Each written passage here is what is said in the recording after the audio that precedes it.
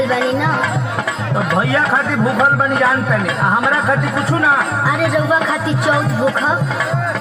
अब पराने निकल जी तो भूख के का करबे रे पगली। अरे ऐसा मत बोली, कल सवेरे घाटवा पे आई ना, वही जब मिलल जाई।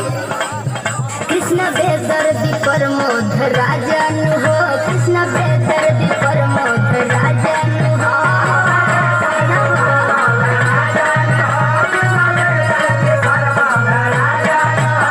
आज हमरा के तू बहुत बड़ा सजा दे देलू। का अब साहस बाना हमरा। अब आप रउआ ऐसी बात करेनी, अब तक खत्म हो गई, सवेरे मिल ही के बाद।